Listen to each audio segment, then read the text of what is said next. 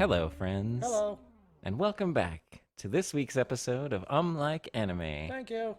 It's an anime talk show. We talk about the latest anime, see what's hot, see what's not. Here we are again. That rhymed. My name's George, and with me, as always, is Tony. Hey, Tony. He's Tony. Tony. I still I haven't don't even listened to Tony's theme yet. I really don't even know if any of that's going to come through. Whatever. I can crank it up. Yeah. You'll probably get some static if you do.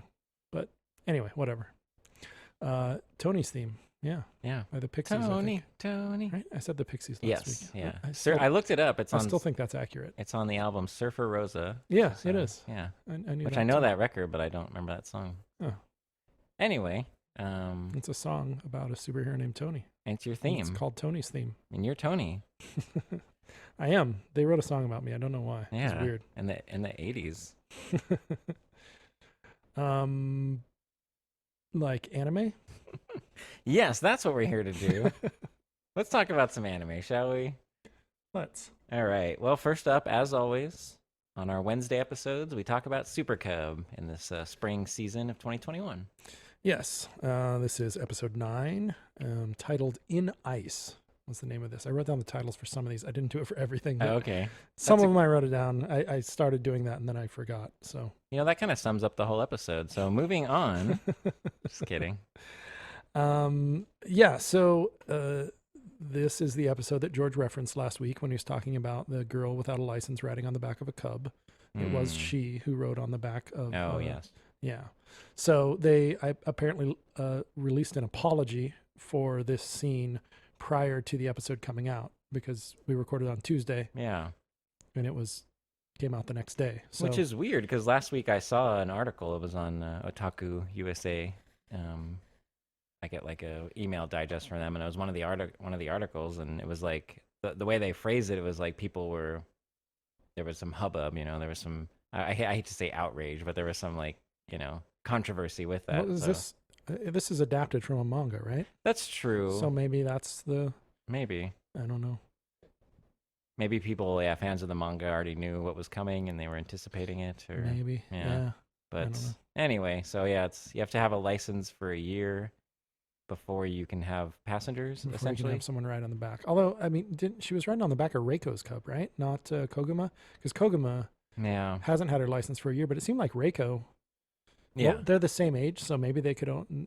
I don't know. It seemed like Maybe. Reiko had had hers for longer, Yeah. but Well, she's like a seasoned cub person, but yeah. they're both second years in high school, so they're the same age. So it's possible that, like, I don't know. It's possible she's not old enough where she could have had her license for a full year before this occurred. I don't know. That's true. It's not like the timeline is really strict. Yeah. And it seems like a very minor thing to Yes. get all up in arms about. But much ado about nothing. Yes. yeah, but that's the internet these days. Things Yeah. are askew. But yeah, so we, as you said, in ice this episode. I mean, it's generally it's cold outside. It's getting colder. Well, there's a couple. We'll get to some of them later on in the week, but there's a couple shows where it's like wintry or getting colder, and I'm like, it's summer, you guys. Like, didn't plan this out very right, but Yeah. I mean, they probably plan to release it during the winter, but I don't know. That because could be. I guess the beginning of this was summer, right? So That's true. I don't know. And it's a minor complaint. It's like Maybe it was supposed to be a fall 2020, so at the beginning was still summer, and at the end was oh, maybe. I don't know. A lot of shows did get pushed back, so that's fair. But yeah, so it's colder, and they're contemplating winterizing their cubs, Yes. and they hint at this one thing they could get that they think is super lame, You know that thing? but could be really we nice. We might have to get that thing. I was on the edge of my seat. And I Reiko's was like, no, anything but that. or matching something. sweaters. I don't know. But speaking of sweaters, they in their pursuit, avoiding trying to get this thing that they're not mentioning yet, but they do eventually. Yeah. In the episode, they're hanging out at She's parents' place again. They go there all the time to The diner. Beer. Yeah. Beer. Do you know how to say butter in French? Mm-mm. Beer. Beer? Something like that. No, beer. It's like Buerre. Beer. Beer. Beer. Just say burr, maybe. I don't can know. barely pronounce Japanese words. Bleh. French is leads. Voulez-vous de be? Something like that. I don't know. We'll have to ask our friend who speaks French better than I do. And yeah. Well, so she, the character, I'm just Sorry. just glossing over Yeah, that. just go. Just go. I just keep like I keep taking the long and winding path. Yes. Yeah. Yeah. Is that our thing? I'm It's really like, good at that. it's like good cop, bad cop. Like Maybe. I mean, on test. yeah, and- sometimes you do it. Yeah, yeah. I don't know. All right. Yeah. And sometimes we're both, straying from the path. But so I've noticed with she, like, it kind of seems like a character device or plot device. But part of her character is that she she's very sensitive to Reiko and Koguma, and like she seems like a little younger than them. That hasn't been established if she actually is, but I don't remember. Yeah, it feels like because they're both second years. I know that for sure. Mm. But I think she might be a first year or something. Maybe. I don't know. definitely seems that Because way. especially where Koguma was kind of talking down to her a little like, bit. yeah, Does she call him senpai? I don't remember if I've noticed. Anyway. yeah, I haven't picked up on that either, but yeah, she's very accommodating to them, and I get the feeling that like she doesn't want to lose them as like friends, and so. And she's very sweet and helpful in general, but when they're kind of complaining about being cold, she's like, "Oh, I have this sweater that I don't wear, and it's what I is have it?" this really expensive sweater that my dad bought me that I never wear. You can Yeah. have it. And he'll even, and he was like, yeah, that's fine. You don't wear it anyway. yeah, he was like, as Um, long as you guys are gonna wear, as long as someone's gonna wear it, you can. Right. It was you some can sort have of special untreated wool thing or something. I don't remember exactly what it Yeah, was. there was like a term There that was. everyone knew. But anyway, so they decide to tailor this sweater to make warm clothes for all of them. Yeah, make a liner for Koguma's jacket. Mm-hmm. Make some, what were they, stockings Yeah, for Reiko. leg warmers. Yeah. Yeah, and then so they come up with this idea, but then they're all like passing the buck of like who's going to actually sew it. Yeah, none of and them know how to do it. Yeah. Or are confident in their abilities to do it. So Koguma has the idea to just go back to school. They just came from school. Let's go back to school. We'll go to the sewing club and talk to the teacher there, and we'll just have her do it, which is a little like not only presumptuous but kind of like I mean, I don't know if was it the plan to have her do it, or were they going there to maybe get instruction on how to do it, and then the teacher just said, "Oh, I'll just do it for you." maybe Not 100%, but it wasn't explicitly stated, but I got the idea that like they were like, we'll find someone to help us essentially, but yeah, and the teacher at first was like, it wasn't like jumping on it, but then once she saw the wool, whatever type of, right, she was like then like excited about it, and so right, she yeah, did, that's it true. for him, and and then that leads us to the second half, which they reveal what the thing is that they wanted to get Windshields. because they're still cold. Yes. They're not as cold, but they're still cold. Well, I think some time has passed and it's gotten colder again. yeah. Maybe, yeah. And so They're like that wool helped for a while, but now it's it's getting colder again. yeah, So and even colder, and so windshields are the thing. windshields for their cubs. Yeah, which I think is super cool, like especially like on like a motorcycle or a motorbike. But yeah, they had an idea that would be super lame, which they're high schoolers, so what do they know? But what do you think? Windshields on a Cub? Like I was in once they revealed what it was. I was into it. I didn't think they really looked bad, but it sort of take away a little bit of the aesthetic, especially of Koguma's older cub, and I guess Reiko's hunter cub as well. Like the sort of aesthetic of the handlebars and everything. It sort of covers all of that, and you just end up with this big shield sort of thing on the front. Which, Yeah. Again, I don't think it looks bad or anything, but it changes the aesthetic. So if you suppose. are really in love with cubs, it sort of takes away their iconic look a little bit. Yeah, if you already like how it looks precisely. But I mean, that being said, once it's not winter anymore, they could take it off, right? Yeah. Save it for the summer, or save it for the next winter. But anyway, so they get windshields. I mean, there's a whole thing where they go to buy one, and there's one left, and a guy snags them, and then the clerk that works there is like, we can order them for you, and they're like, no. Yeah. Well, I mean, so Reiko thinks they're ugly. Koguma doesn't seem to really care. It's more a price thing for her. Yeah. So, but yeah, in the end, they both decide to buy windshields. Actually, so they're talking about it, and Koguma says something like, "Oh, wouldn't it be great if we could just try one out to see how good it worked?" And Reiko's like, "I know a guy." Of course. So they go and they find this guy that Reiko knows that owns lots of Cubs. He apparently runs a delivery business or something like that. And he's got an old broken down one that, doesn't go real fast and doesn't run real well, but it has a windshield. So if they just want to try out the windshield, they can take it for a test drive. So they do. And then they both decide to buy windshields. Yeah. Because it works, I guess. Yeah, it's nice. It cuts down on the air hitting them, and yeah, it makes sense. And then, there's also the bit where Koguma decides to buy a new one, despite it pretty much breaking her budget. Like she's going to have to subsist on like rice only for the next 2 months or something like that, right? And then Reiko, they're talking about the Cub that they test drove, the old broken down one that they borrowed. And they sort of joke back and forth about, only an idiot would buy that Cub or something like that. And isn't that where the windshield for Reiko's comes from? Because it looks different. It doesn't look like the new one that Koguma got. Yeah. So I think that the implication is that Reiko bought that old broken down Cub for parts and stuff. And that wasn't clear. That to was me. sort of the joke, was only an idiot would buy that. And Reiko's like, yeah, exactly. And then she did. Yeah. I think. I don't know. It's not 100% clear to me either, but it's the impression I got. Like, because it seemed like there was a joke being made there that I wasn't exactly getting. I didn't pick up on that, but that's probably pretty accurate. Yeah. Anyway, so they both got windshields on their Cubs. They're not freezing to death anymore. Several times during this episode, they did that thing where like the color saturates when Koguma gets happy.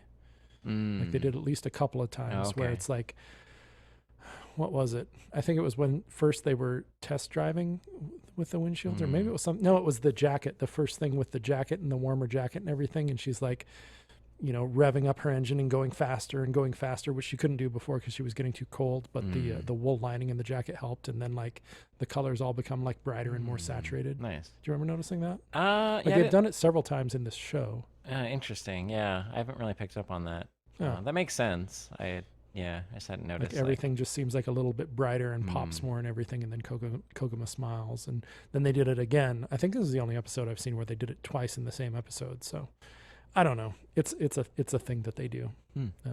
That's cool. That I've picked up on.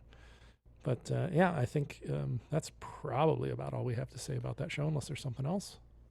That's it. I'm kind of lukewarm on this one. I don't know. Like, it was fine. I don't know. I think at this point finishing this show out, but I'm like, I don't know. I don't know. I like it. I still like it. It is not, I'm not even sure it's in my top 2 shows at the moment, to be honest with you. I'd be surprised.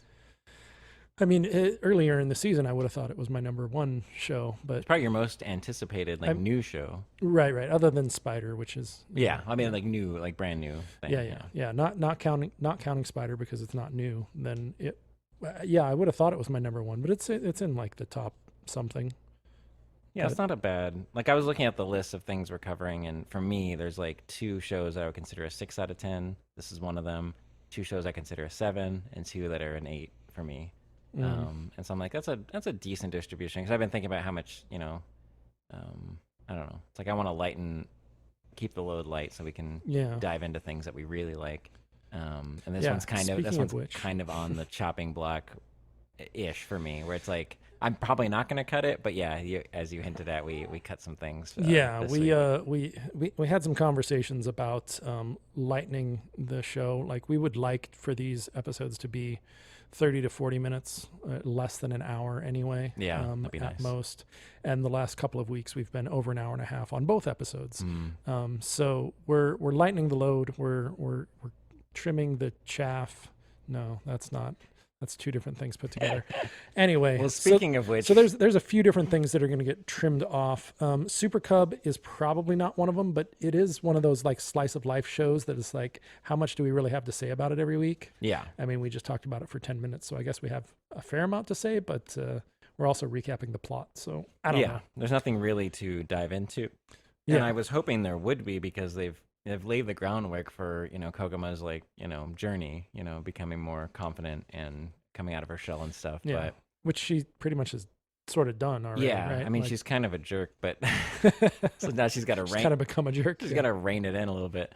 But yeah, it's not as like it's not so much of a focal point that I was hoping it'd be. It's kind of just there, I think. And they do service it. Like they're not leaving it hanging, but it's not. I don't know. I don't think it's. I mean, it's a slice of life show, but I was hoping for something a little more. But who knows? Maybe this end of the season will surprise me with her arc. Yeah, I'd be surprised if you're surprised. Well, in the spirit of brevity, let's move on to our next show. All right. So our next show, I'm not even sure I have mine in the right order. What does it say is next, George? Is it Spider? Spider time. Okay. All right. So I'm a Spider, so what? Episode 21. This one is titled, So I'm Not Into This One, Am I? Oh, so no. Guess who's not in this one? Wait, I know her name. If you remember how to say spider in Japanese, you'll remember it a lot easier. Kumiko. Yeah, Kumiko. that's Yeah. right. I was saying, the I can't. spider. We just saw Super Cubs. I think Kumiko. Oh, yeah, Right, Kumiko. Yes, she's not in it. Not at all. And how was that experience? Not even a tiny little bit. Well, I mean, I've got a half a page of notes. Like, stuff happens, and it's stuff that's probably important. And I didn't mind it too much. But it was a little, probably a little weaker without having her. Yeah, I mean, she's sort of like the main draw, the happy thing. But it's a bit around Shun, right? Like it's mostly around Shun, who's the other main character at this point. In like the future timeline. Yes, he's in the 15 years in the future from Kumiko. And we're still trying to figure out how these timelines relate, or at least how Kumiko relates to the what we'll call the current timeline, the future 15-year timeline.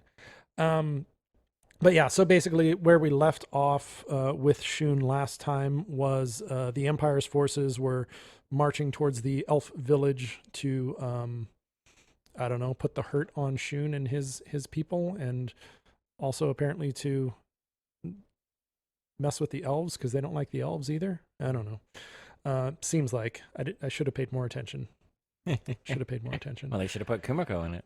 Anyway, so yeah, so in this episode, Shun and all the other reincarnations and all the elf village and everything start preparing for the Empire's attack, and they sort of wander around and talk to different people and worry about all sorts of scenarios where the Empire might be able to break through this impenetrable shield that the elves have magically or use their magic to create around their village. That's why Elf Village never comes under attack. They have this magic shield. No one can get through. The only way to get in is to teleport. You can only teleport from a very specific place, yada, yada, yada, right? Okay. So they set all of this up. And then as it turns out, it wasn't very hard for them to take the barrier down at all because one of the other reincarnations who's not in the group that we know, I think this is the first time he was introduced, but he's one of the reincarnations that's on the bad guy side, basically. Oh, okay. So we've got Hugo, who is a reincarnation who's on the bad guy side. We've got Sophia, who is currently on the bad guy side as well. Okay. We saw her talking to the Demon Lord and everything last time. Oh, okay. And then we've got this guy who's a ninja or something. So he used his ninja skills to turn invisible and sneak through when the rest of them came through or something, I guess. I don't know. Anyway, he's at the teleport thing and he like attacks people and takes down the teleportation circle. So now no one can teleport out. And then they're like, well, we still got the shield, so we don't really need to worry about it. And then they've got, I forget who it is. Someone has a magic that can basically counter magic, like just can stop a spell. So I think it might be Sophia actually. And she just, uses her magic to make the shield go away because it's a magic shield. Yeah, just nullify that magic. Boom, shield down. So yeah, so we get into the battle. Sensei is right there at like the front lines. Hugo's right there at the front lines. So Sensei and Hugo are facing off against each other. Okay. And at different points in the battle, it kind of flips back and forth, like it seems like Hugo has the upper hand, then Sensei has the upper hand, back and forth, back and forth. Then it gets to the point where it seems like Sensei has pretty much won this battle, but then Sophia steps in and sort of saves Hugo at the last second. And then after that, it seems like maybe Hugo's victory is, almost assured. And then Shun shows up and saves Sensei at the last second. So a lot of last second saves and roll credits. Okay, seems a little Shonen Battle esque. Like, Yeah, yeah. a little bit. Was the battle interesting at all? Like the fight itself? Between Hugo and Sensei, yeah, Hmm. was, I mean, for a battle which I'm very much not into, Yeah. battles in general, this Hmm. one, I guess, because so there's more to it that I didn't really go into, but so Sensei, as we know, has the class roster ability that lets her see when any one of her students will die. Well, Hugo is a reincarnation and one of her former students, Hmm. and she knows that he's going to die on that battlefield that day. Hmm. So we're thinking like she's pretty much assured victory. And that's So revealed to the audience before the battle even starts. yes, Okay. so we basically know that she is assured victory, or we think she's assured victory, right? We think that she's obviously going to beat him, and she thinks that as well. Hmm. But then, yeah, as things are going down, it seems less like that's going to happen, and like maybe Sensei is going to lose the battle with Hugo and die, and then someone else is going to maybe kill him or something, right? Or who knows? Yeah. Like She doesn't know how he'll die, but that he just will. that he will die that day on that battlefield. Hmm. Yeah. Wow. So yeah, it created a little bit more interest in it because of that, Yeah. like you think at first like, oh, well, it's a sure thing, and then it seems less and less like a sure thing. And Hmm. then, Okay. you know, So they uh, have fun with that. Sophia stepping in and saving Hugo when Sensei definitely had the upper hand. And then, and Shun coming in and saving, Sensei when Hugo got the upper hand after he was saved by Okay. Sophia. Yeah. So it was interesting enough. Which is saying a lot for me, I guess, right? But it's on a cliffhanger, so more battles next Yeah. time. So that was everything that happens through the credits, and then the post credits scene, not preview, but the post credits scene. Mm. We see a soldier reporting to a cloaked figure, and he's reporting that Shun and Hugo are now engaged in combat. And then the figure like takes off the cloak over his head and reveals his face, and it's fuck if I know. It's someone. Yeah, it must be someone important because of the reveal, and it's probably the way that they did that reveal was for manga readers or maybe for light novel readers as well, Okay. who probably know who that is. But I'm almost 100% sure that I've never seen that person before In the anime. in the anime, right? Huh. So it wasn't like a big major reveal for us, but it was a reveal for people that have read. And I did actually Google it after, or look up characters from the show so that I would know if it was someone that I was supposed to recognize. And it's not someone I'm supposed to recognize. It's not someone that's appeared in the show before. Okay. And I now know the character's name, but You don't. Yeah. No, you don't have a no connection reason to them. no reason to spoil that since it hasn't actually been revealed in the anime yet, right? Interesting. Yeah, it was always confusing when a show does that, anime or not, when it reveals some key character that it feels like you're supposed to know. You're Right. Like, It's what? like, oh, this is a big deal. Who is that? Did I miss a don't whole know. season? Yeah, what I had to go back and look, and I went and I looked on. I think I just looked on my anime list at the list of characters and found the one that looked exactly like the person that I saw on the screen, and the name that was there was not a name that I remembered from anything. So Okay. I assume this character has not been revealed before, or I've completely forgotten. If it's the latter, then I'm sure Vash will let us know. All right. We missed your comments this last week, Vash. I hope you're still listening. You must have said everything right last time. Maybe either that or calling. I probably shouldn't say him because it could be a her, right? But Them. non-gender or gender neutral pronoun. If that person listened to the show and was maybe like put off by the fact that I called them out by name, maybe, I don't know. I hope that's not the case. Yeah, we appreciate all feedback. Anyway, and that's episode 21 of Spider. No Kumiko, zero, none, not. I don't even think in the episode preview for the next episode there was any Wow. Kumiko. Well, kind of makes sense, I guess, continuing this battle and yeah, it's a cliffhanger. battle's so- got to finish. I'm sure that they're going to throw something in. They got to throw something in, right? Yeah, you would imagine. On 21 of 24, there's 3 left. If there's no more Kumiko for these, oh, I'd be so mad. Yeah, I don't think that's possible. I don't think they can do 3 more, but like Yeah, this the next one and might maybe not. the next one, but Yeah. then we got to get back to Kumiko, right? Anyway, next up is those Snow White notes that I said last week that I was probably not going to watch any more of because I didn't really care. And in part of our discussions that we were having about shows that were maybe not worth talking about every week, you sort of said that might be one of them. So I actually don't know if you watched this one or not. Are you still I reporting on this did. one? You did? Yeah. Oh, yeah, okay. I did. Yeah. I dropped a couple shows, but this isn't one of them. This wasn't one of them. No. Okay, okay. I couldn't remember if it was one of them or not. So, I guess I will let you talk about it. I'm gonna go get a beer. You know what's funny is I considered when I started talking about Spider was saying, all right, I'm gonna talk about Spider while George goes and gets me a beer. Well, now you can get me one But I too. didn't do that. So I want credit for not being a Nice. complete jerk. Thanks. But I will be stepping away, and yeah, I'll get you another one too. Sweet. I'll talk to the wall. I mean, I'll talk to our lovely audience who's listening intently. Those Snow White notes. Whoops. Whoopsie. Oh shit. Yeah. Anyone who's been following along, I like this show, and but just a little bit. I don't think it's great. I really want it to be great, and so if they keep making more of it, I'll keep watching it. That's kind of where I'm at. But in this episode, well, last week we had the ending of the group performances, which our main group performed, and Tony saw that episode, and yeah, they placed third and whatnot. But anyway, and then we have the individual competition, which is starting with this episode. And to no one's surprise, Setsu did not perform. He'll be performing in the latter half of the individual performances.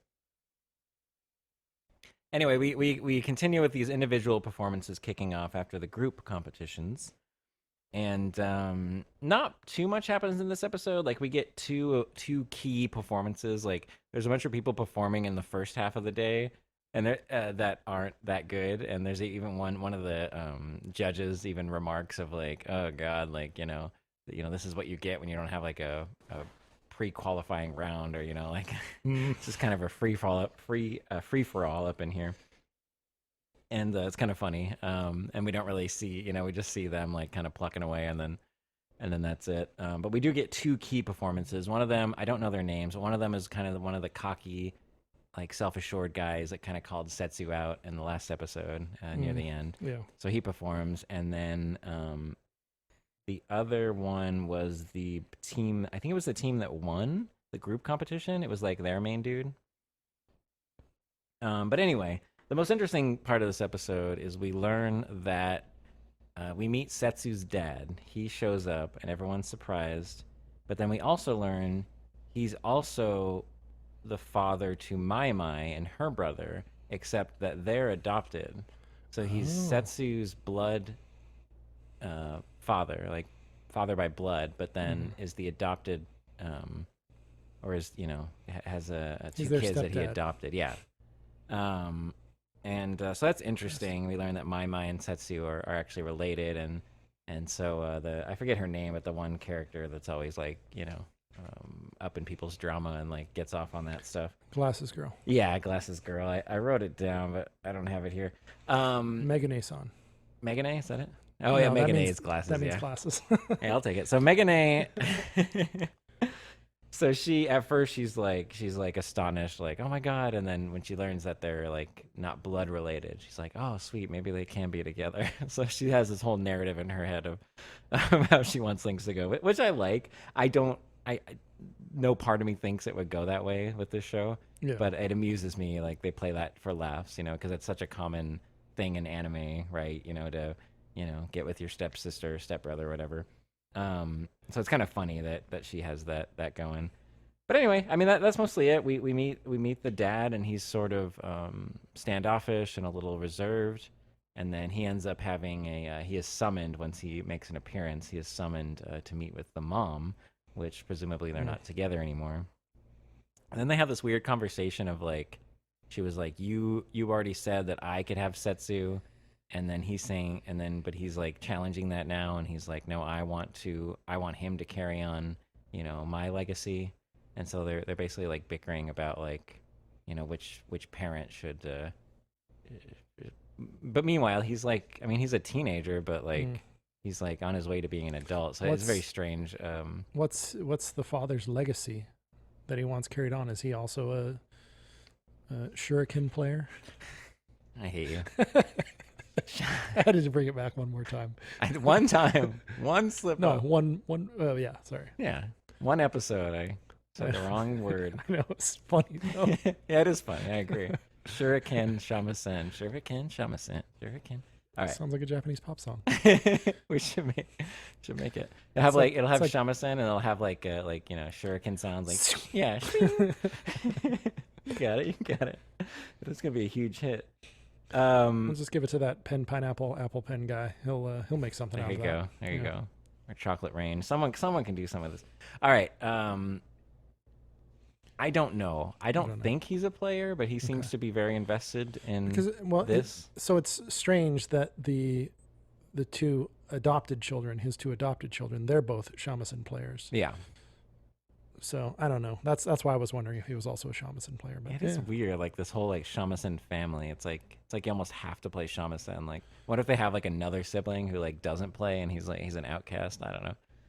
It's a long running manga, so that might be a thing that comes Maybe. up. But so yeah, I don't understand. I mean, they were talking about Matsugoro, which is Setsu's grandfather, and that was kind of part of it. I didn't really understand it, except that they were like fighting over him who gets to like but it doesn't make any sense because like Setsu doesn't like his mom and he but doesn't it's- seem to like his dad either. Right. He doesn't. Well, yeah. So he doesn't like his dad. He doesn't like his mom, but he liked his grandfather, which I believe is his mother's father. I think so, yeah. And so she wants him to carry on her father's legacy, I Yeah. guess. But then his father, I guess, maybe wants his own legacy. So he must be a shamisen player. And maybe he's also like his side of the family is also Shamisen players. Like, Maybe, yeah. I is don't- this town don't they're know. from just like it's like that town in Yakumo? Like it's just that's Pottery Town, but it's like they're just from like some Shamisen. Like Right. Well, I like the region is the name of the style of shamisen they play is the region that they are That's from. true. So Yeah. maybe it's it has a cultural kind of a big deal significance there or something. Yeah. Yeah. So I mean that was kind of it, and so we talked about this last week, because you watched that episode, and we were talking about like the rest of this season, and after seeing this, it's like they're gonna. There's like 2 or 3 episodes left. Like they're going to. I think there's 2, but they're going to. Yes, there's 2. They're going to. Like I'm sure Setsu won't play till the final episode. Like I'm sure that's what's gonna happen. Sounds right. Yeah. So, did we find out if Mai Mai is indeed playing in the individual competition, or has that not been re-referenced in a way that? I'm pretty sure she is. It wasn't explicitly stated. Well, you were pretty sure before too, and I was know. less sure, and that's why I'm wondering if it's been. But it wasn't clarified. Yeah, it wasn't clarified. They mentioned that like all of the most seasoned and anticipated players are in the second half of the day, so they're doing like a morning run, and then there'll be an afternoon. And so I'm pretty. I'll be surprised if she isn't. But I'll let you know. All right. And then next up, we've got O&As and shorts. So first thing to say is Gloomy, the Naughty Grizzly. I was right in the middle of when I was talking, but I that's know. fine. I timed it in between words. Oh, did you? Good job. Gloomy, the Naughty Grizzly. That's what we think of that show. All right, next. So anyway, yeah, this was one of the ones that when we were talking about trimming stuff, we said, it's a minute show. We talk about it for a minute. Just if you really care, go watch the show. It's a minute long. It's just not worth the time to talk about it. I think you said we talk about it for a minute. I think we often talk about it longer than the runtime. Yeah, the shortest we've ever actually is. talked about it was a minute. And that's probably just one time. One time, yeah. So So we're not going to be covering Gloomy anymore. It's. I mean, we're 3/4 of the way through the season of all of these shows, and they need to have done something to be worth covering, or at least have enough story going on to be worth covering, which I know is going to affect a lot of my slice of life things that I love, but there's not always something to say about like slice of life, and Gloomy is one of those. So anyway, moving on. Eden, we have a second episode of Eden that I've watched, and we talked about in the future maybe these Netflix drops doing them as doing them all in one show instead of splitting them up like this, which will save us time. But that's probably something for next season, because this season I'm still doing. I mean, there's only 4 episodes, so. Yeah. We're sticking to our guns, but... Episode 2 of Eden. So you didn't watch the first one. I assume you didn't watch the second one, so... Yeah, I'm relying on you to all right, so give it's it all to me me. straight. All right, so Sarah, the girl who was found in the capsule by the robots and then taken away to a town outside of the town that she was from, she's having dreams where there's some child calling out to her asking for help, and the child claims to be in Eden 3. Eden 3 is the name of the cube, or at least the home area that she was from originally, where she was found. And there's multiple cubes, hence the 3, yes. I'm guessing. That seems to be the case. So yeah, she's having these dreams with this child calling out, asking for help, and saying that I'm in Eden 3, come help me, basically. So, of course, Sarah wants to go to Eden 3 and find the child and help, but Robo-Mom and Dad are opposed to that idea. And then later, Sarah is wandering around outside the village, and a squad of scout drones from Eden 3 spots her, and they give chase, and she gives them the slip, but one of them ends up back at the village, and I don't know, I guess, so there was the robot that was with her that they split up. She led most of the drones away because they were following her because she was human, but it seems like one of them followed this robot, and so they knew that that robot had something to do with the human, and I guess reported back the location. I don't know exactly how it works, but anyway, suffice it to say, the town is now in danger because its location has been revealed and has been associated with humans or something. So after she gets back to town, she's sort of saying again that, you know, she wants to go to Eden 3 because she's still having these dreams or whatever. And Robo-Mom and Dad are still opposed, but then like the sort of leader of the town says, you know, maybe that's not actually a bad idea, since this town has been identified as a target where there might be a human, they're going to send like big old robot army over this way to try and find her. So if she leaves, that would be good. And plus, all of those troops are coming from Eden 3, so it's going to be less guarded at Eden 3, so she might be able to slip in and, you know. So that becomes the plan. That's what she's going to do, and that's what she does. She sneaks into Eden 3 by hiding in one of the apple barrels, and the robots send her into the cube thing. She gets inside there, and she sort of wanders around a little bit, and then she encounters an AI that says that it controls Eden 1, and that there are 3,998 humans in cryosleep that will die if they aren't awoken soon, basically. So there's like this timer that we've been seeing throughout the show that we didn't know what it was. Now we know that's the number of seconds or microseconds or something until about 35,000 humans die. Yeah, the AI tells her that the only way to awaken, that she can't awaken them, that the only way to awaken them is to say the password, and that she can't say it. It has to be a human that says the password because it recognizes, I don't know, some vocal thing or something to know that it's human, which has already kind of been established that they can do that. And then she says also that, yeah, I don't know what the password is either. So Sarah is like, well, okay, so I have to say this password out loud to awaken all these humans before they die, but I don't know what the password is. And then there's some math stuff going on because initially the AI said there were 35,000 humans, and then said that there were 34,998 in cryosleep, currently in cryosleep. So Sarah's like, well, what's with the difference there? And she's like, well, 2 of the pods have been opened. So Sarah being one of the pods, and then probably this child who is able to call to her in her dreams being the other one. So it seems like she's going to have to find the child, and somehow the child's going to know the password or know where to find the password or something like that. And then all these people are going to be saved. But yeah, that's pretty much what happened in that episode. It's still interesting. It's, yeah, it's not bad. Yeah, seems decent. And then the next thing on my list is Night World, Yoru no Kuni, episode 2. So this one kind of just came out. They didn't give us a schedule or anything on this. So I didn't know when the next one was coming out, but I just saw like a YouTube notification that the next one was out. Did you watch? I can't remember if you watched the first one. Like I remember you watched it and we talked, we talked about okay. it, but then you were like, I don't know when it's coming out next. So I never got around to watching it. Yeah. So it just sort of showed up in my feed and I was like, oh, okay. And I watched it, and really it's about the same as the first. It is clearly now more of an anthology type series with a different girl / child / person facing some sort of difficulty each episode. It's been girls both times, but I don't know if that's always going to be the case. Yeah, so, an individual. Yes. And yeah, in this episode, I don't know. It's probably not even worth going into detail about what the issue is or anything. It's short. It looks nice. It's got some nice music in it. It's on YouTube. It's free. It's properly subtitled. Oh, okay. Just go and watch it. Yoru no Kuni or Night World. You can find it either way. 20-minute episodes or shorter? Or? Shorter. I actually don't know exactly what the runtime. I'd say probably 10-ish minutes for each one. Like not super long or anything. Nice. But I may check not like that out. Tiny short.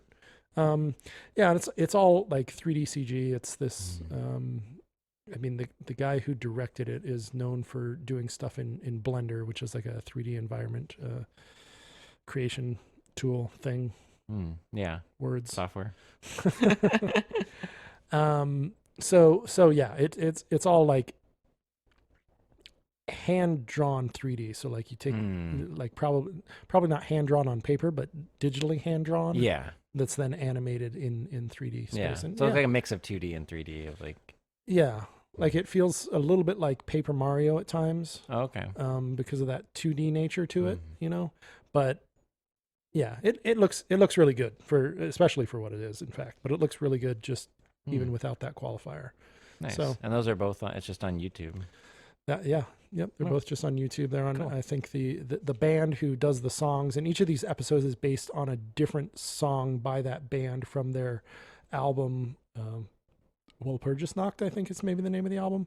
The name of the band is Aimer, I think. AIMER. Yeah, I know that group. I believe. Yeah. So I think it's on their official YouTube channel. Unless I'm remembering the name of the band wrong. In which case, just search for Yoru no Kuni or Night World. Anyway, moving on, I have something that I didn't put on your list because it's a Pokemon short, another thing that just sort of showed up on my YouTube feed. This one was called Yume no Tsubomi. I don't even know what the translation of that is. This one does not have a proper translation. The subtitles were awful, like so wrong. You're probably better off watching it without the subtitles if you're going to watch it. The idea is pretty clear, even without understanding anything of what anyone's saying. I think like it's a Pokemon short, so it's you'll get the idea. It was cute. It was fun. I liked it. Yeah. Okay. Check it out if you want. It's on the official Pokemon Japanese YouTube channel. Or you can search #Poketoon, I think, is where they put all of those things. Well, they did one not too long ago that was like in the style of like Looney Tunes or something. And it had like Scraggy in it. Is this in a similar vein, or is this this is a character story about a girl who wants to be a trainer, and her family won't let her, and okay. Eventually they let her, basically. But, okay. No surprise there, probably. Not spoiling anything. Okay. Yeah. It's just this. Yeah, it's pretty short too. So yeah, it's probably the same, Poketoons. They just do these random little things every once in a while, and this is just one of them that, like, I don't think anyone knew it was coming out until it came out. Cool. So I watched it. Anyway, that does it for the Wednesday, Thursday, Friday anime and the what are we in? ONAs and shorts. Yes. That's right. Mostly shorts, mostly ONAs at this point, but I guess some shorts. Whatever. Let's go to Saturday anime shows. The next up, we've got My Hero Academia, episode 11. No, it's My Hero. It can be all yours. So this is another one that I don't expect this is being dropped by George probably ever.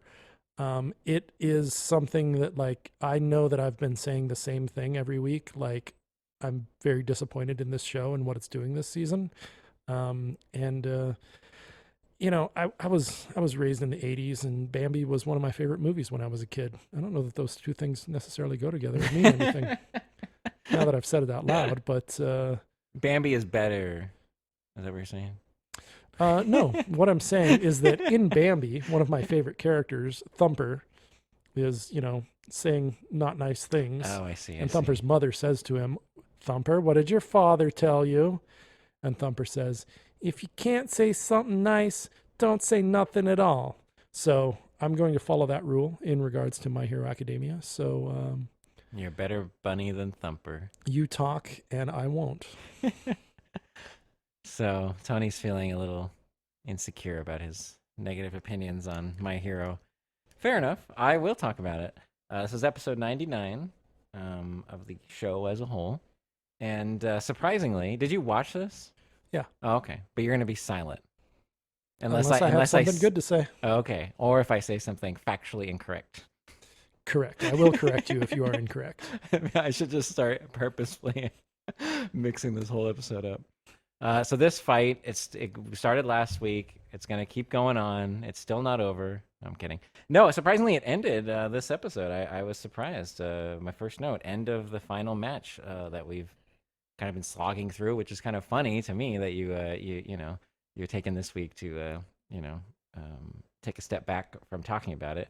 But yeah, I mean, last week Deku had his freak out, and that was stopped by Shinso and Uraraka kind of intervening.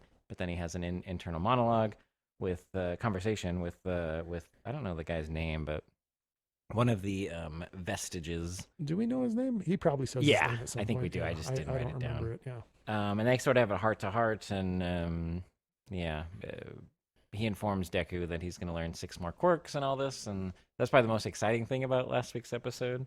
But this one, I was very happy that they wrapped it up. Deku he takes the advice from this vestige guy about his quirk and stuff because it just went haywire. And there's a moment where he's fighting Shinso and he's able to control it a little bit.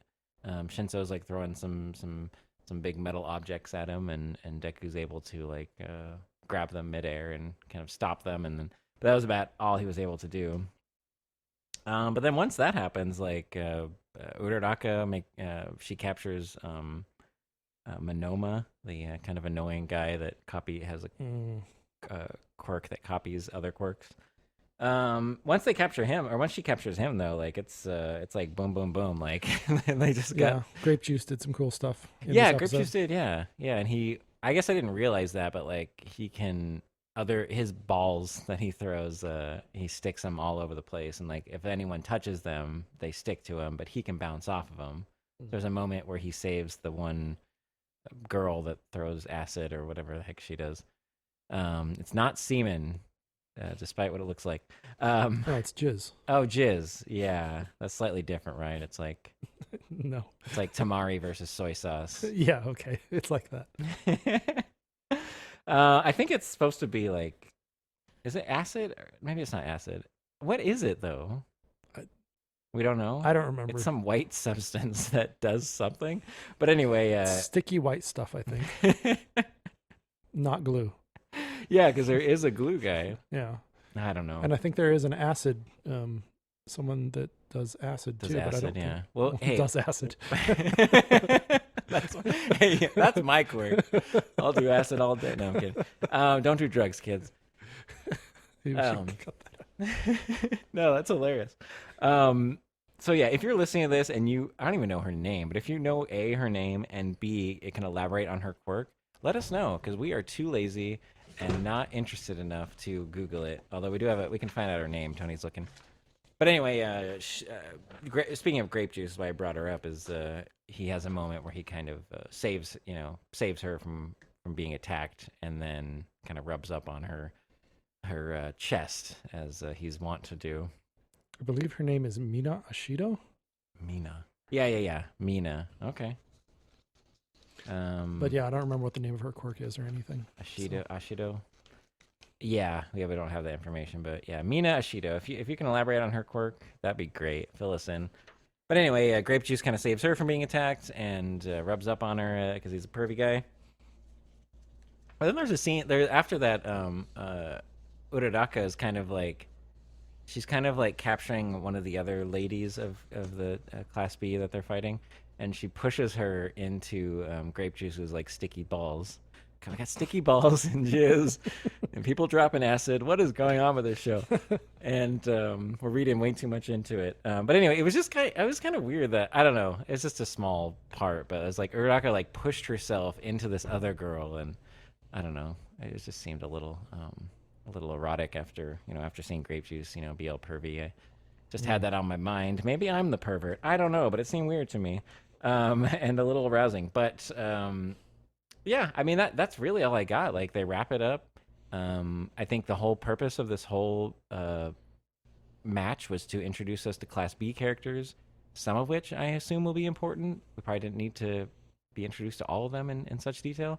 But ultimately, it was for Deku to be pushed to this brink where he could learn that he has other quirks to master, and which is exciting. Like I didn't enjoy necessarily all these battles, and specifically this battle where he learns that. But the fact that like he can do that is exciting. If this was told in a much shorter episode run, it might have been more satisfying. But they've kind of drawn it out. You're starting to sound like me now. But no, it's the truth. I mean, what do you want? Like, I'm excited about the future of what's going to go on here, and I'm glad that they finally wrapped this up. I think they could have. I mean, my take is that they are, in classic shonen adaptation style, are slowing down as because they don't want to catch up to the manga. So maybe I'll check out the manga. I started reading Jujutsu Kaisen, another shonen manga, recently. I actually found out, where did I see it? I think the first 5 volumes of My Hero Academia are available from the local public library through like their digital checkout service that you can use. So right on. All the copies are out right now, so I wasn't able to actually check out the copy of the first volume, but I was going to. I thought about it. I thought about reading the first volume this week. Yeah. But, well, there's the Shonen Jump app. You get that hooked up, and you're good to go. Oh yeah, that's right. But yeah, so maybe we'll check back on the manga or something. But I per what Tony said, I will keep watching this show until I start reading the manga, I suppose. I will also keep watching the show. There you go. I just won't talk about it unless I have something good to say about it. My last note was on to different things. Plot, maybe? So we'll see. I have nothing to say in response to that. Well, anyway, that's all I got. So those are all my notes on My Hero. So that brings us to I've been killing slimes for 300 years and have maxed out my level. Tony, what's going on with these girls this time? Has the family gotten larger? No. No, not in this episode. I was trying to remember. No, we did not increase the family size this episode. So this is episode 9, which is titled My Daughter Turned into a Slime and Couldn't Change Back. Oh. So guess what happens in this episode? Exactly that. Yep. But whose daughter, and how cute is that slime? Well, since the I in the title is Azusa, her daughter. So one of the slime girls. Oh, okay. Not her actual daughters, but her spiritual family. Yes. Yes. She created them, so therefore she's their mother, therefore they're her daughters. Anyway, yeah, so one of them wakes up one morning and it has turned into a slime. So normally they, look like normal girls, even though they are a collection of the spirits of the millions of slimes that Azusa has killed over the years. But yeah, so she has turned into a slime, and it's like a big deal. It's Falfa, in case you're curious whether it was Falfa or Shalsa. Shalsha. Wow. Yeah. So glad it wasn't salsa. Shalsha. Anyway, so Falfa has turned into a slime for some reason. No one really knows why. Azusa summons Beelzebub to ask for some help. Beelzebub suggests that she visit intelligent slime. And she says, what is the name of this intelligent slime? And she says, I just told you, it's intelligent slime. And this becomes a gag throughout the episode. So then they go and they visit intelligent slime, who recommends visiting magic slime. whose name is Magic Slime. Oh my god. Who in turn recommends visiting Fighting Slime, whose name is Fighting Slime. Anyway, so Fighting Slime is entering a tournament somewhere in the southern region. I'm not sure why they say that, but they do, so I thought I'd mention it. And Azusa decides that she'll enter the tournament because she thinks that if she beats Fighting Slime on her own terms, then she'll have an excuse to ask her for help.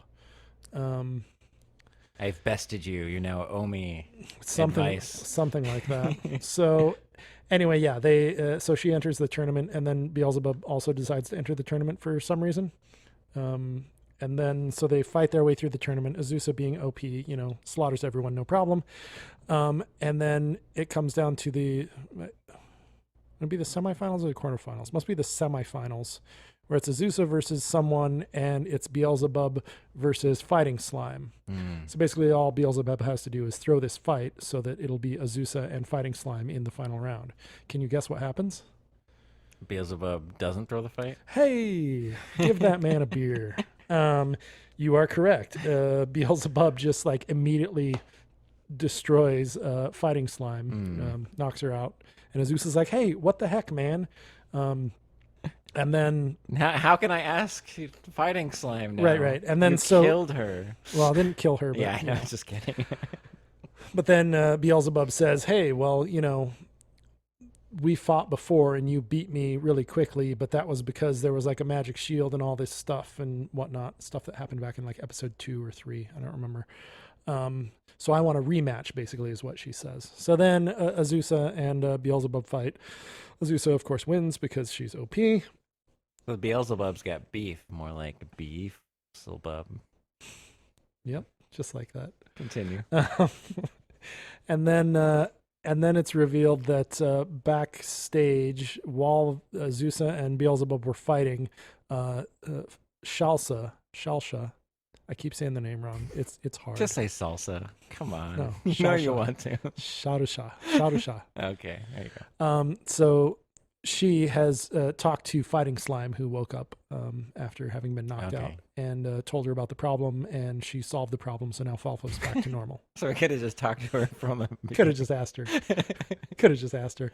It kind of made more sense if Beelzebub would have been like, with a phrase of like, oh, that's Fighting Slime. You gotta fight them. You gotta join this tournament to, like that. I don't know. That would have connected. I don't know. I'm not watching the show, but that would have been a nice little, like, for me, a little, just to ease it into it. It's like, oh, I gotta fight, and then Beelzebub, like, just wants to fight her again, right? I don't know.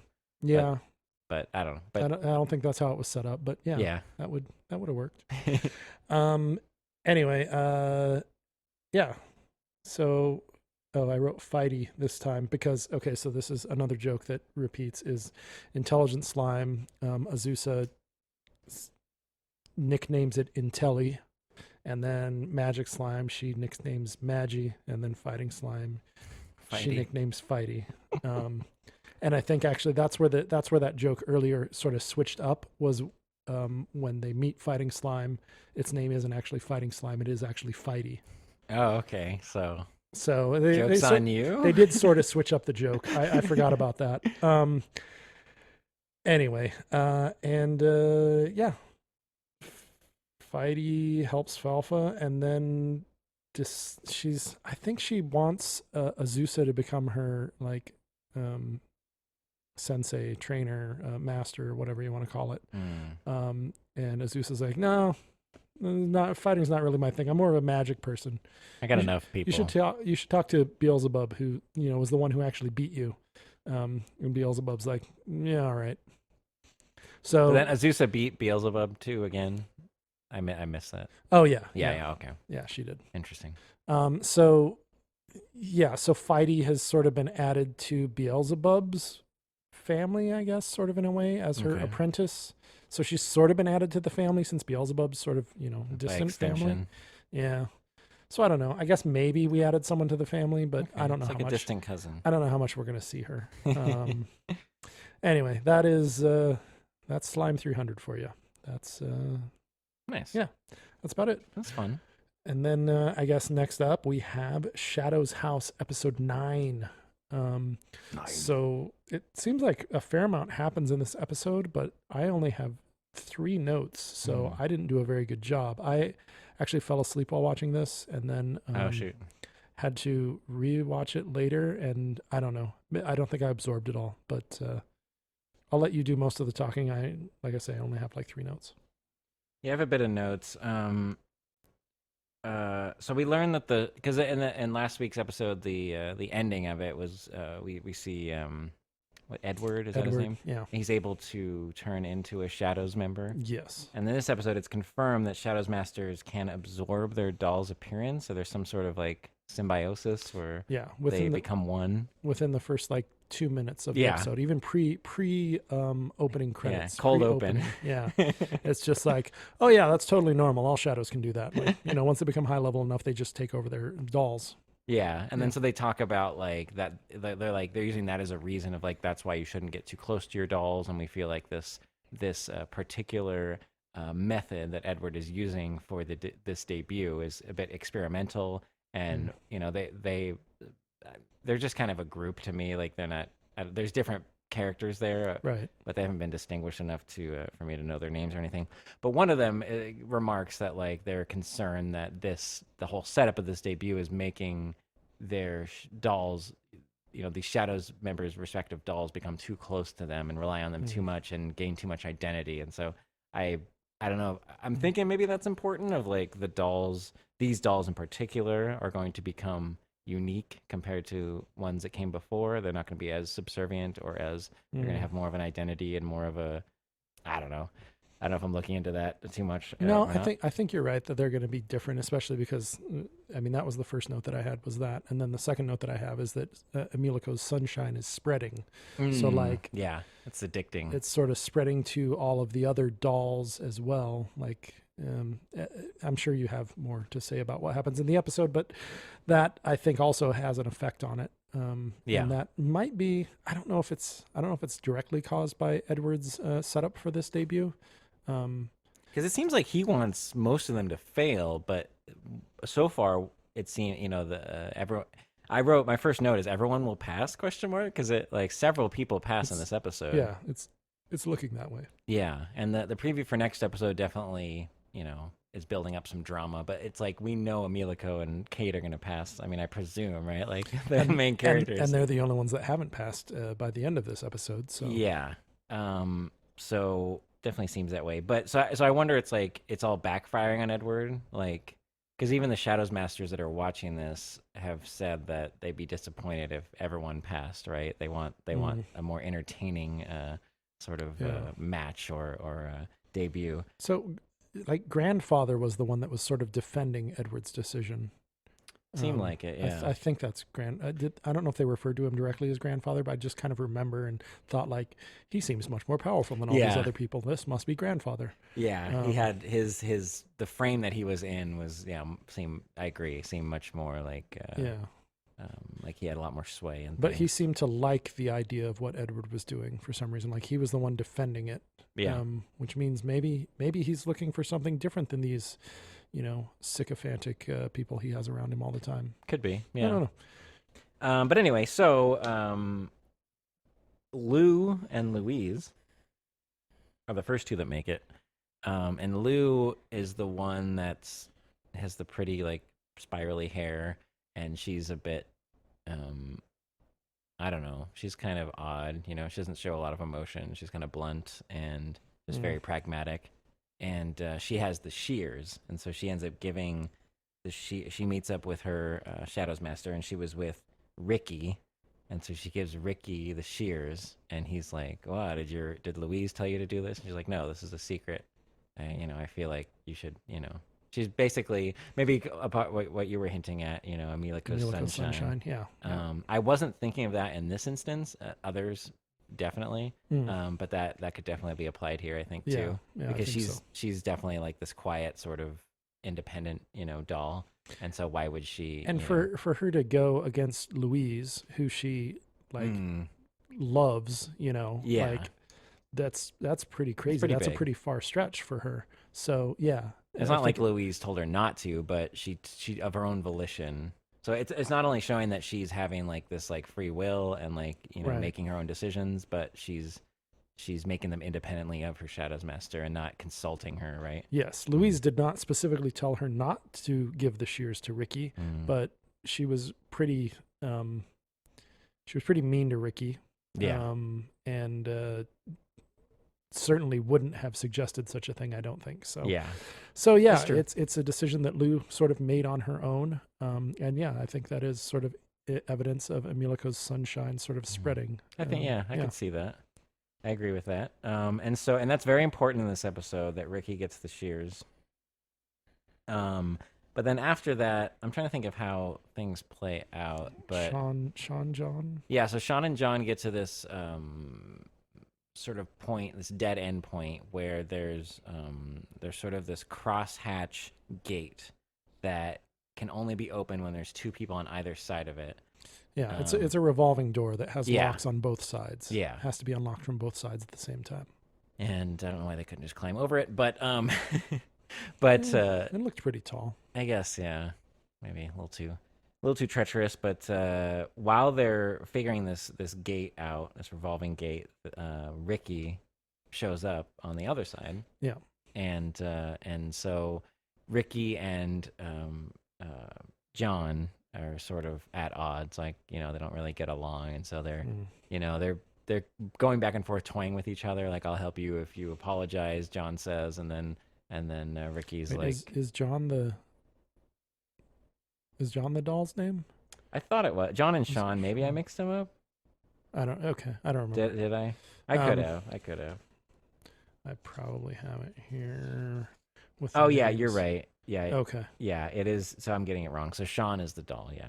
Okay. I wrote it wrong. Yeah, on Shadow my- John. I Okay. wrote it on- yeah, that's not. Yeah, I should do that. Shadow John.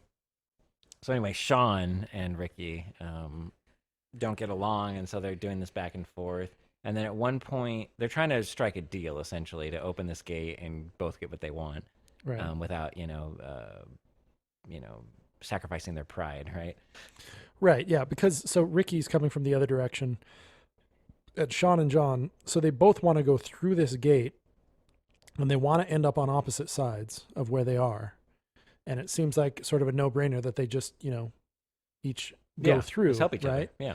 But then, yeah, so Sean sees the shears that Ricky's holding and is Yeah. like, "Oh, where'd you get those? Did you screw over Lou?" Yeah, like just assume, because I don't like you anyway, so I assume you Right. did something awful to do that. And at first Sean wants him to apologize for like hitting him or whatever he did. Oh, But then it leads to that, and then once Ricky, which is kind of funny because it kind of like plays into how he really is, or how he's been in the past, because he's like, all right, you're not gonna, if that's your line of thinking, it doesn't matter what I say. Like, he's been through this before, so he just starts walking away. Like, he's Yeah. like, I'm done.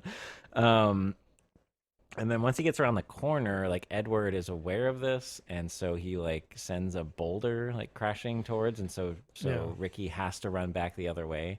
But before that happens, like the bells ring, and they realize that Lou and Louise have just passed. right. And so Sean immediately feels bad and is like calling after him. Goes around the corner, but then the boulder comes and like starts running back. And so it's like tense moment. But then John, who I like John, because like he just doesn't really seem to. Not that he doesn't care about anything, but he takes things very lightly.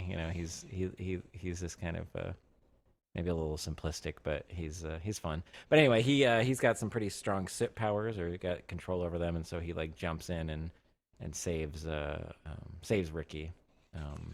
Yeah, he unlocks his side and Ricky Yeah, they unlocks both his unlock side, it. and then they switch, and then Sean is all worried, and then John just goes and punches the boulder, and it explodes into a million pieces. Yep, I saved that, and then so Shadow Punch. that allows. Yep, Is that a Pokemon move? It should be. yeah, it is. It is now. Nintendo is one of our listeners. But anyway, so that allows Sean and John to get through, and then they eventually pass.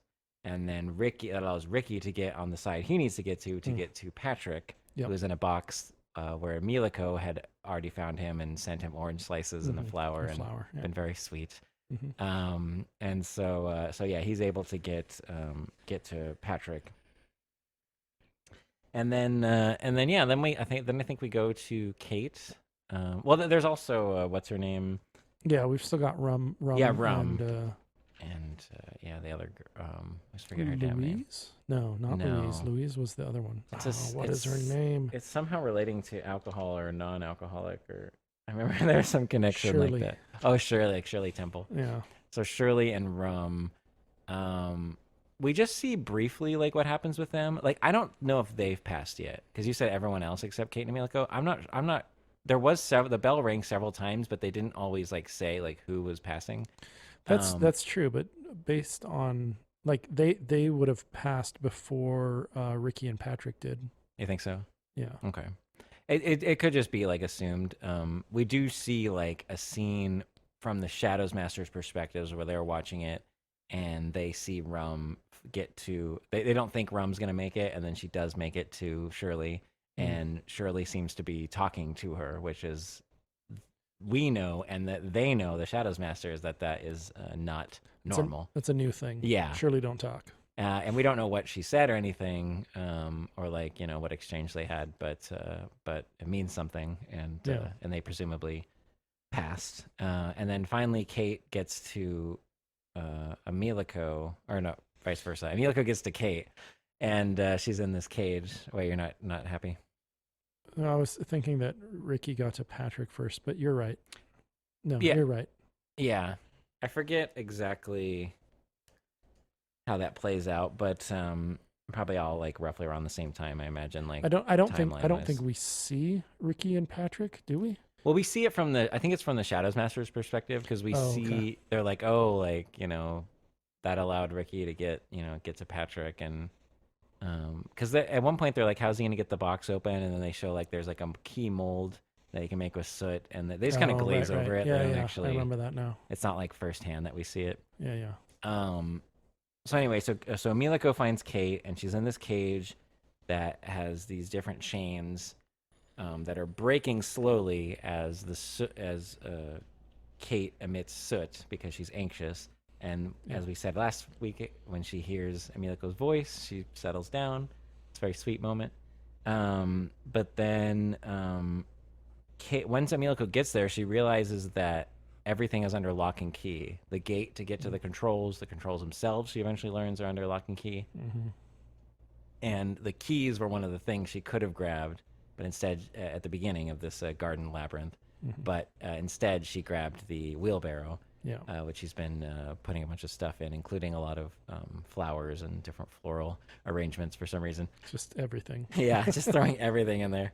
But anyway, I like this scene. It was like, of course, I wasn't like, oh my god, like Kate's gonna die, but it was a nice tense scene, and it showed that it showed them working together, and then also like I like the metaphor of these Shadows characters like having anxiety and the soot releasing. I was imagining like in real life if there was some way to tell when someone's anxious. It's like it would just be so obvious, and it would change a lot of things, I think, about people approach people. But that's besides the fact. But they use that to great effect here, where it's almost like a Mission Impossible-esque scenario, where it's like these chains keep breaking. Emilico, well, I guess I'm glazing over things, but yeah, Emilico has like a small pair of shears that she's cutting through this thorn forest that is underneath Kate's birdcage thing, trying to get to the controls that Kate has told her about, which she knows she can't get to through the gate because the gate is locked. Yeah.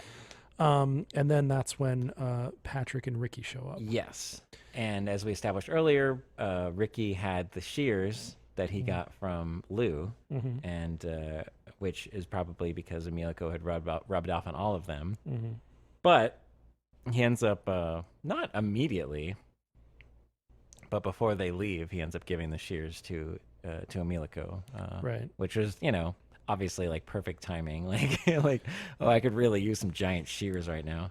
Yeah. Yeah. There's definitely like sort of a timer on Kate because she's still like frustrated that all of this other stuff is happening. So she's still emitting soot, which is causing chains to break. And basically she's down to one chain. And then Ricky and Patrick show up, and help Ricky out. gives her the the shears so that she can get through, or gives Emilico the shears so that she can get through the thorny forest a little bit faster.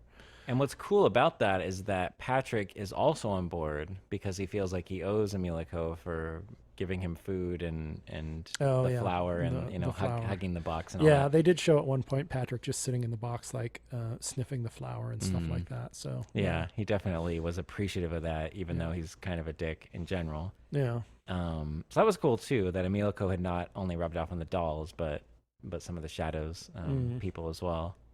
And so yeah, she gets the shears, and I mean, essentially, like with these chains breaking, like the top half of this cage is kind of open, and so like there's all these thorns there. But I was never like afraid she was going to die. Like I guess she might have got cut up, which her clothes might have got ruined, which is not good for the debut that they're in.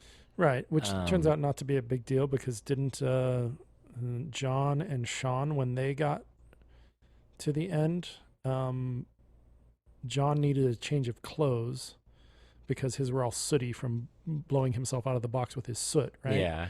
But then there was just a change of clothes there by the exit or something like that, right? Isn't that what there was a happened? way that they cleaned him or something. Yeah, or I was don't like, remember. It was like done in a snap and it was over. Yeah, yeah. So yeah, I'm not sure about that. Like Yeah. I retcon that thing, but Yeah. but whatever. Anyway. So yeah, the big finish is she gets through. She finds out that the controls for the cage to be able to rescue Kate are locked by a key as well. She can't get through that, and then like Kate is still sooting, and she's on her last chain, and it's about to fall. And Emilico climbs up the arm, the tower arm thing, and basically goes running and jumps off the end just as the last chain snaps or falls, grabs Kate through the hole in the top that you referenced. Yes. And then they fall into the briar patch and die. No, they fall into the cart full of flowers. They did actually refer to it as briar. Oh, did they? Yeah. I missed that. Pretty sure. I missed that. I'm That's pretty funny. sure they said briar. Which I mean is apt. Yeah. But yeah, this wheelbarrow full of flowers and other things breaks their fall. Hopefully not sharp things. But, Yeah. Lots of flowers. You didn't put the shears in there, did you? Lots of flowers for certain. Yeah. Because Emilico is sweet and she likes Emilico Estevez. Yes. Yeah. So they fall in. They fall into the thing. Well, she grabs her and they fall into the thing, and so they're safe and sound. They've landed safe and sound, and now they can start working their way towards the exit. Right. And the time is running out, but it's not over yet. I think you're right. I think maybe Patrick and Ricky haven't actually made it to the exit yet. They maybe Rum and Shirley made it. Rum and Shirley did. Okay. I don't know if they showed that necessarily, but like we heard it and we were like, we don't know who it is. Yeah. Which I kind of like. But I thought maybe that was even before we saw Ricky and Patrick. It might have been, yeah. I forget the timing of it. Yeah. But I liked the timing of that win because Kate was already kind of freaking out, emitting soot due to her anxiety. When Emilico's trying to like cut through these to the briar patch and like do all that. The bell ringing only adds to that anxiety that she's feeling, right? That like a reminder that the time is running out, other people are passing it, and we're still here trying to fucking get out of this cage. So it was well done, and it was kind of nice, like the fact that they made it clear who the first bell was, but then didn't really elaborate on who it was after that. Like that's a nice choice to create that tension and mystery. Yeah. Well, I mean, we know that Sean and John made it because they did the clothes change thing right before the exit. Yeah. So we know that they were. It, yeah. We know that they were the second ones, but then the third one, I guess we don't know for sure. Yeah. Not sure who that was. I don't remember the timeline well enough to say whether it was, but it was probably after Ricky and Patrick, and so. Yeah, it's probably Ramen. You're probably right. Ramen, Shirley, and Patrick and Ricky are because I remember in the preview it didn't show just Kate. I forget who, but it must have been Patrick and Ricky. But it didn't show just them like freaking, panicking. Right. Yeah. Time is running out. It's pretty short. The last thing they showed of that hourglass. Yeah. Getting to the very end here. So yeah. It's good. I like the show. Like it's not an 8. It's still rocking a 7 for me. But I don't regret picking it up or keeping up with it. Like it's been fun. Yeah. It's been interesting enough, and I think I'm on board with a 7 as well. But speaking of getting to the end, and what was the other thing you said? I was gonna do a tie in there. Running out of time. Oh, That's what it was. yes. TikTok. Speaking of running out of time and getting to the end, that is the end of this episode of our wonderful, wonderful podcast about anime and, sometimes not anime and sometimes pillows. Speaking of which, the Queen Anne Pillow Company. No, just kidding. Welcome back to Pillow Talk. No one's gonna get that because that was all stuff that we said before we started recording. But Maybe I'll throw that. We were- that clip in at the very end. yeah, we were joking around before we started recording. I mean, we're recording it, but we were joking around about sponsorships and silly stuff. Anyway, no sponsorships to report at this time. If you would like to sponsor our show, let us know. We'll take your money. We love money. Speaking of which, we have a Patreon, and you could chip in, give us a little bit of money, and we could make minimum wage someday. Wouldn't that be nice? But yeah, speaking of Patreon, I just keep tying into tie-ins, and wow. We're on all the social medias and things like that at Unlike Anime. That's UMLIKEANIME. Leave us a comment. Let us know what you're thinking. Let us know what you're liking. Let us know what you're not liking. Do you think that I'm being childish by refusing to talk about My Hero Academia? You're probably right.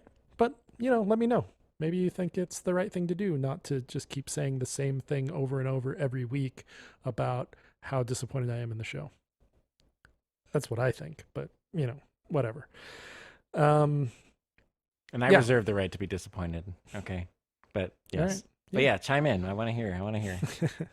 And I don't know what else to say at this point other than thank you for listening. We appreciate the listeners, even if they don't talk to us on the internet media platforms on which you can talk to us. But we appreciate it when you talk to us more. So I don't often comment on the podcasts I listen to, but when it has happened for us, yeah, it's nice. Yeah.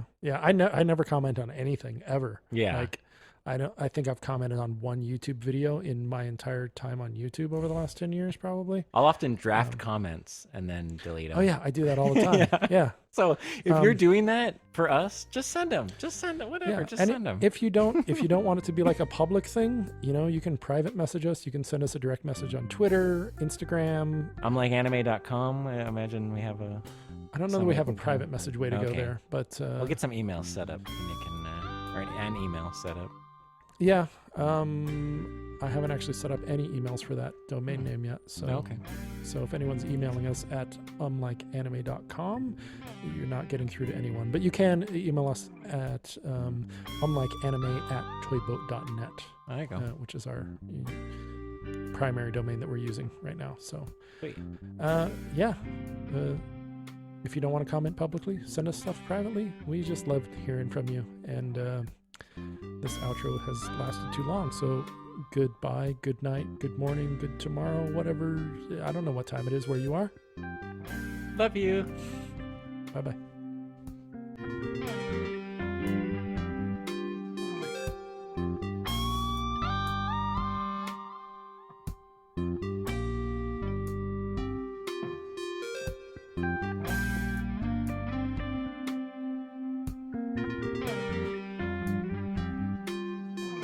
As much as I love pillows, you hate them. So I. Is this what they call pillow talk, George? Hello, friends, and welcome back to Pillow Talk. It's very literal around here. It's like I wanted to do that. Well, I had that dumb idea of doing like a chores podcast with Denna, talk about laundry and dishes. We could talk about pillows. Yeah. I have you on as a guest, as a You could have on my friend Travis. He owns the Queen Anne Pillow Company. Nice. I was thinking to have you on as a, dissenting opinion on pillows. Oh, I see. Although, It's not pillow. It's not all pillows. It's just couch pillows, oh, okay. You like pillows on a bed. head pillows, yeah. Yeah. Well, one One. per person. Well, when we went Sometimes two. when we went camping, my dad 7 is too many. I like two for sleeping. When we went camping, my dad, before his girlfriend got there, was like setting up all the tent and they were gonna sleep in and all that, and he was like, "She needs 6 pillows exactly." I was like, "What the fuck? Can they be tiny pillows?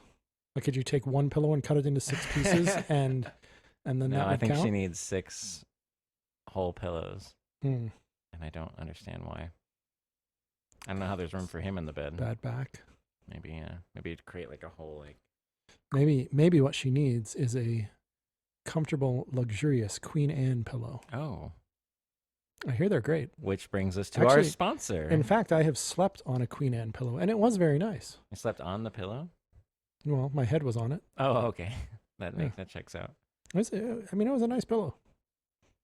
What if you could just have like a giant pillow? It was probably their most expensive pillow because my friend who owns the company just sort of gave it to me and said, You "Here." hooked it up. And he said, "Take that home with you when you go." But there wasn't room in my suitcase, so I didn't get a free Queen Anne pillow. What? I could probably just send him a message and say, "Hey, send me a pillow," and he'd I would just send me carried 10. it. Carried it with me on the plane. That's actually not a terrible idea. I guess I should have done that. Didn't think of it. Nice pillow. It was a Anyway. nice pillow. Sounds nice. All right. This is not a podcast about pillows. It is not. It is the Like Anime podcast brought to you by Queen Anne Pillow Company. We make a point of getting completely unrelated sponsors that we shoe in. That would be the best. That'd If be all good. the sponsors were just completely unrelated. Yeah, It's just you know, like. hey, you like anime? You might also like pillows. I don't know. And that brings us to our next show, which briefly had a scene, if you were paying close attention, that featured a pillow in the back corner. I don't know if you were looking, but it's a great segue. That's too much work. Not gonna. But if that was the case, we'd have to like find some like obscure way of shoeing in the sponsor, right? Just for fun. No. I mean, sure. Just for fun. For fun, yeah, yes. for fun. I'm not saying we'd have to do it. I'm just Right, saying for fun it would be. For fun, yes. Yes. All right. Are you ready? Now Clash of Clans. Now that it's I don't know. there's a clash in this week's episode of. You know, speaking of slice of life anime, do you remember that old one where like the girls were battleships? I know it's a thing. I'm thinking of the tank ones, the tank girls, but Oh, Tank Girls, yeah. Well, that brings us to this week's sponsor, World of Tanks. Girls und Panzer. Yeah, Girls in Panzer. Oh, there you go. We just start covering some like old show just to Just like to shoe it we in. watched all of Girls und Panzer, which brings us to our sponsor.